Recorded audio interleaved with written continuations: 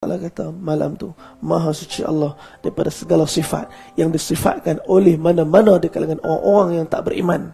Mereka mensifatkan Allah dengan macam-macam sifat yang tak sepatutnya. Allah kata Allah sempurna, Allah Ta'ala suci daripada semua sifat tu. Memperjalankan hamba dia. Siapa yang perjalankan Nabi? Allah. Siapa yang Allah sebut malam tu? Hamba dia. Title yang paling tinggi yang saya dan tuan-tuan kena ikhtiar. Title yang paling tinggi dalam jawatan kehidupan dunia ni hamba. Siapa yang dapat taat sepenuhnya walaupun hati dia bergoncang, jiwa dia berperang. Sebab tu jihadul akbar ni tuan-tuan, bukannya angkat pedang. Ada orang salah dengar jihad dia macam perang. Jihad, perang, tak bawa tenang tuan. Jihadul akbar ialah perang dengan jiwa. Jihadul asghar ialah berperang di medan jihad. Tuan-tuan, habis itu apa yang berlaku di sana? Tuan-tuan, mereka di Palestin di saat dan ketika ni yang lebih besar daripada bom ialah jihadul akbar, jiwa dan perasaan mereka. Sebab tu mereka ialah orang-orang yang Allah Ta'ala uji dengan kesakitan, kesusahan peperangan ni. Kebanyakan mereka tak berganjak daripada tempat-tempat mereka. Tuan-tuan, dulu kalau perang orang tak tahu keadaan. Sekarang ni perang rakam masuk TikTok kan. Sekarang ni perang kita kat Malaysia boleh tengok TikTok, YouTube, Facebook, keadaan peperangan kat sana. Tuan-tuan boleh tengok betapa tenang mereka. Roket lalu kat atas kepala kan. Mereka boleh breakfast kan? Mereka boleh duduk tenang, boleh makan. Tuan-tuan, tengok, bahagia nampak. Dan tuan, peperangan dalam perasaan mereka. Anak mati di depan mata mereka. Satu video itu, satu orang lelaki, mereka kata Alhamdulillah, Allahu Akbar. Sikit pun tak ada kesedihan pada muka dia. Seluruh ahli keluarga dia mati. Nampak? Tuan-tuan, memang muka dia senyum. Tapi siapa tahu peperangan dalam jiwa dan perasaan dia.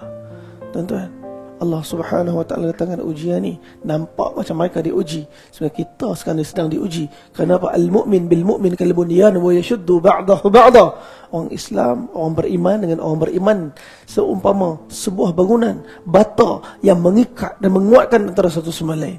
Sepatutnya cubit paha kanan, paha kiri sakit kan. Hari ni paha kanan kena cubit, paha kiri tak rasa apa. Kenapa? Kesibukan kita dengan segala kepenatan kesusahan dunia yang sedang kita ikhtiar hari ni. Sehingga kita lupa, tuan-tuan, hari yang berlaku pada mereka, hari yang sama boleh berlaku pada kita atas ketetapan Allah Subhanahu Wa Ta'ala. Sebab tu, kesakitan mereka patut menjadi kesakitan kita. Ada orang kata, kita kena bantu mereka atas keadaan saudara sesama Islam. Ya, adapun macam tu, sebenarnya satu dunia kena melihat keadaan dengan mata yang celik. Benda yang sedang berlaku hari ini bukan hanya keadaan masalah orang Islam, tapi ini ialah masalah kemanusiaan.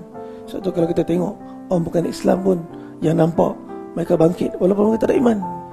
Mereka walaupun tak ada iman bangkit juga. Mereka tahu kesalahan, kezaliman yang berlaku ke atas apa yang dilalui oleh orang Palestin bukan sehari ini kan. Bahkan keadaan berlaku zaman berzaman.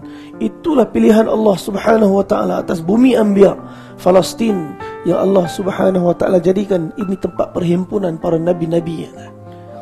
Allah Ta'ala pilih nabi kita. Walaupun Nabi tak ada flight chartered macam kita, anytime kita boleh pilih beli flight terbang pergi Palestin. Zaman ni Nabi tak ada. Kalau Nabi pergi Palestin berapa kali lah kehidupan Nabi. Masa Nabi berniaga, ikut pakcik Nabi Abu Talib, umur Nabi 12 tahun, Nabi pergi Palestin. Ya. Mana tempat Nabi pergi? Hashim, toknyang Nabi. Dia ialah orang pertama yang memulakan itinerary perjalanan tijarah, perniagaan daripada Mekah singgah Madinah pergi ke Syam. Kita selalu buka dalam kitab sirah. Perniagaan Nabi, perniagaan orang Quraisy dulu Syam. Tapi jarang kita tengok, kita tanya Syam belah mana? Nabi berniaga ni, orang Quraisy dulu berniaga ni, Syam belah mana? Tuan-tuan, tempat perniagaan mereka ialah Gaza. Gaza. Ini ialah port, ini ialah tempat yang orang Quraisy bawa harta-harta mereka. Segala barang perniagaan mereka pergi berniaga di mana? Gaza. Sebab tu kalau kita tanya, mana makam toknyang Nabi Hashim? Hashim mati dalam perniagaan dia. Hashim meninggal dunia ketika mana dia pergi berniaga. Hashim meninggal di Gaza. makam Tok Nyang Nabi kita Hashim dekat mana? Gaza. Tuan-tuan, pada Nabi usia umur 12 tahun dibawa Abu Talib pergi berniaga di Syam. Di mana di Syam? Di Gaza. Tuan-tuan, umur Nabi 25 tahun Nabi bergerak. Nabi bawa